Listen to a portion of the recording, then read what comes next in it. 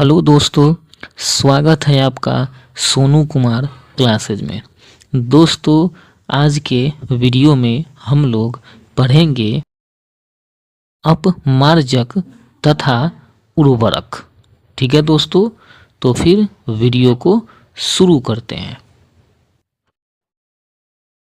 देखिए दोस्तों, पहला क्वेश्चन है, कपड़े साफ करने में प्रयोग होने वाले डिटर्जेंट है। ठीक है, यानी कहने का मतलब है कि कपड़े साफ करने वाले जो डिटर्जेंट होते हैं दोस्तों, तो वो जो है कैसा डिटर्जेंट होता है। ठीक है, वो क्या होता है। इसका आंसर है दोस्तों ये सल्फोनेट। ठीक है दोस्तों, यानी कपड़े साफ करने में प्रयोग होने वाले जो भी डिटर्जेंट है वो क्या होते हैं दोस्तों, तो सल्फोनेट होता है। ठीक है दोस्तों, सबसे पहले ये अपमार्जक क्या होता है दोस्तों। देखिए, हम जो अपने दैनिक जीवन में जो कपड़े साफ करने के लिए जो सर्फ का यूज करते हैं दोस्तों, तो उसी को अपमार्जक बोला जाता है। ठीक है, यानी कि डिटर्जेंट।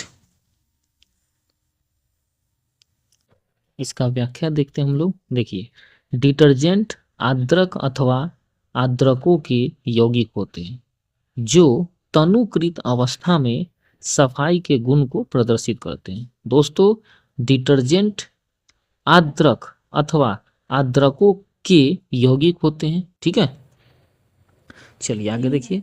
वस्तुतः ऐसे पदार्थ एल्काइल बेंजीन सल्फोनेट्स होते हैं। ठीक है, यानी जो सर्फ होता है दोस्तों, वह एल्काइल बेंजीन सल्फोनेट्स होता है। ठीक है, डिटर्जेंट कठोर जल में भी घुलनशील होते हैं। ठीक है, चलिए आगे देखते हैं हम लोग दोस्तों।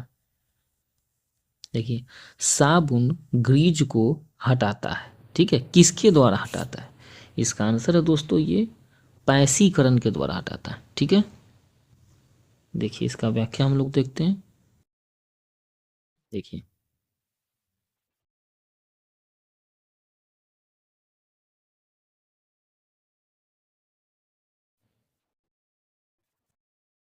देखिए पैसी कारक दो या दो से अधिक अमिश्रणीय तरल पदार्थों को एक साथ मिलकर एक अर्ध स्थिर मिश्रण बनाने की प्रक्रिया। ठीक है दोस्तों, सामान्यतः ध्रुवीय समूहों युक्त लंबी श्रृंखला वाले यौगिक होते हैं। ठीक है, उदाहरणार्थ यानी कि उदाहरण के रूप में देखिए साबुन। ठीक है, साबुन क्या होता है दोस्तों, सोडियम तथा पोटेशियम के वसीय लवण होता है दोस्तों। ठीक है, जो साबुन हम लोग दोस्तों आमतौर पे जो लगाते हैं, है ना, लाइफ बॉय, लक्स, डव, बहुत सारा जो साबुन है वो क्या है दोस्तों, तो सोडियम और पोटेशियम का वसीय लवण है। ठीक है, तो देखिए साबुन के अणु में दो भाग होते हैं। ठीक है, क्या क्या होता है देखिए। पहला, लंबी हाइड्रोकार्बन शाखा। ठीक है, जैसे में ये हो गया C17H35। ठीक है, जो कि वसा में घुलनशील है। ठीक है, तथा दूसरा क्या है देखिए, जल में विलय यानी कि ध्रुवीय भाग, यानी कि COO-Na+ ग्रुप होता है ये। ठीक है, ये होता है।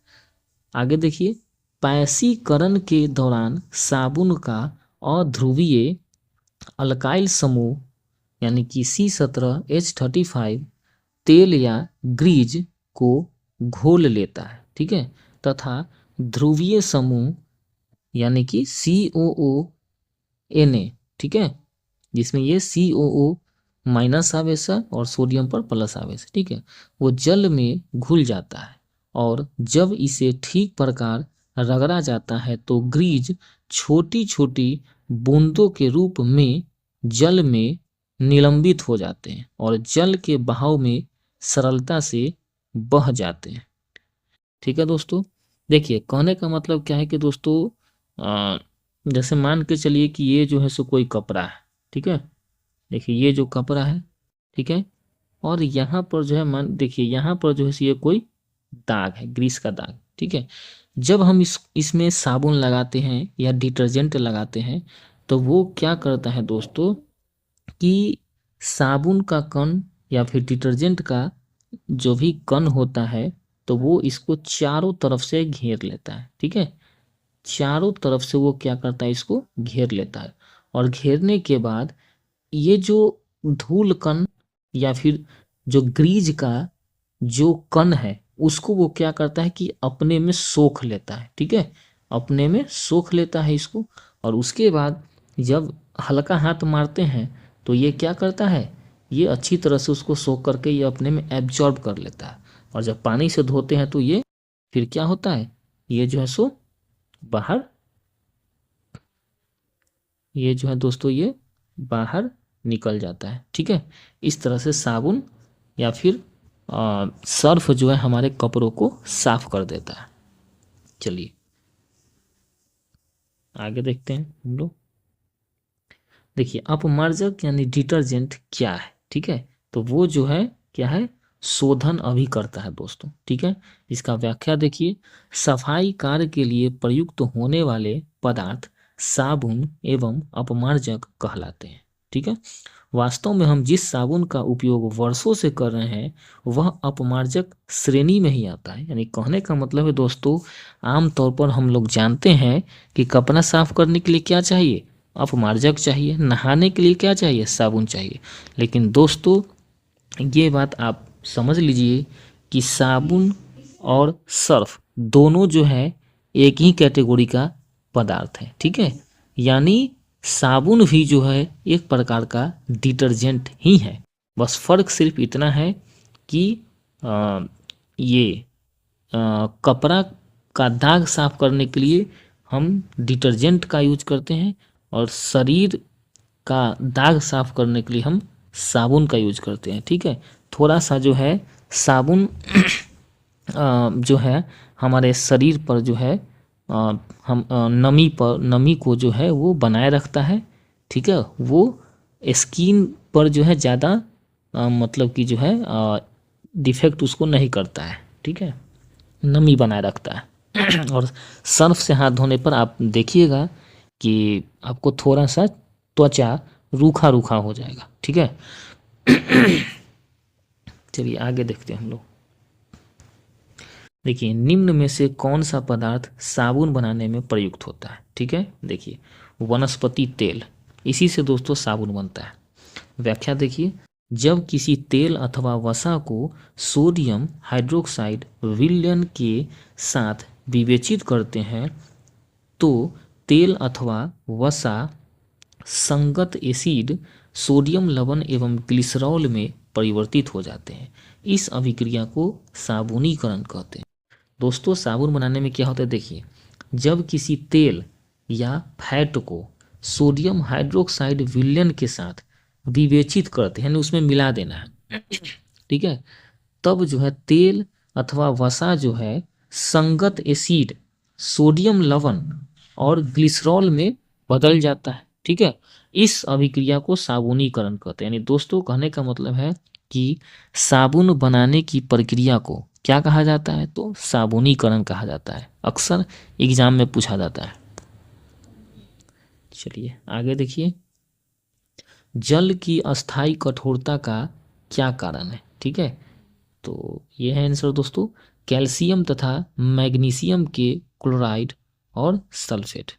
दोस्तों यानी जल की अस्थाई कठोरता का क्या कारण है, तो कैल्शियम तथा मैग्नीशियम के क्लोराइड और उसके सल्फेट। ठीक है, यानी कैल्शियम क्लोराइड बोल सकते हैं या फिर मैग्नीशियम क्लोराइड बोल सकते हैं या कैल्शियम सल्फेट बोल सकते हैं या मैग्नीशियम सल्फेट बोल सकते हैं। ठीक है दोस्तों,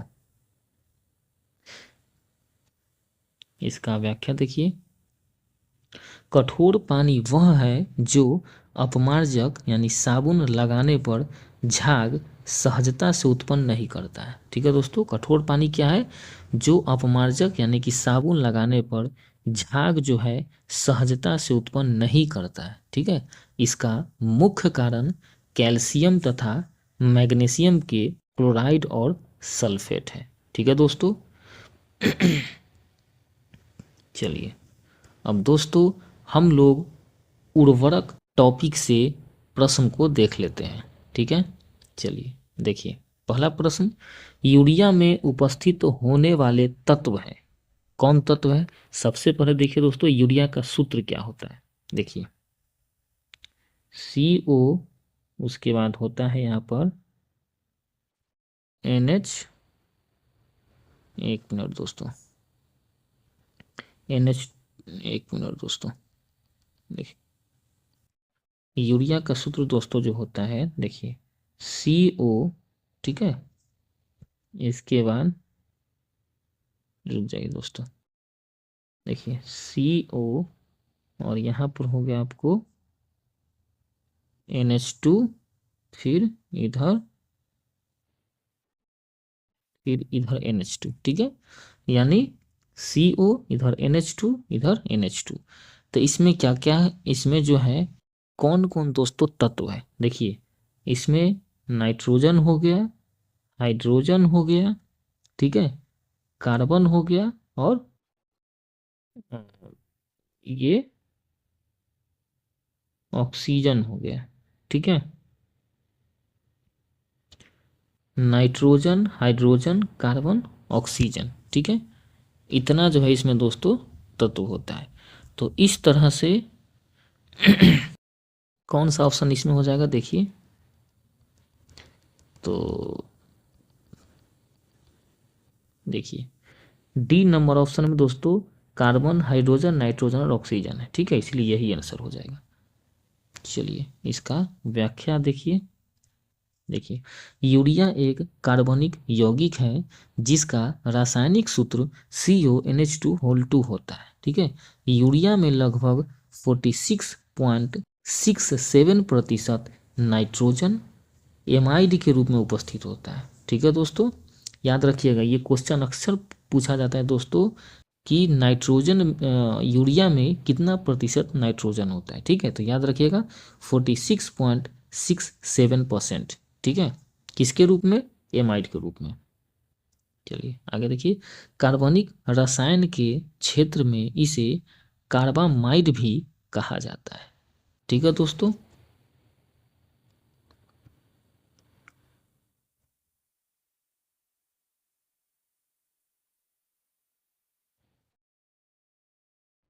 तो दोस्तों इस तरह से हम लोगों ने आज के वीडियो में पढ़ा अपमार्जक तथा उर्वरक के बारे में।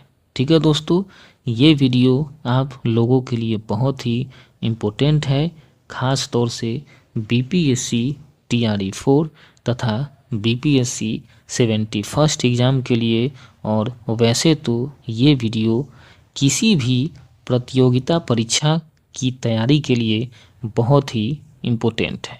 ठीक है दोस्तों, तो फिर मिलते हैं अगले वीडियो में, तब तक के लिए धन्यवाद।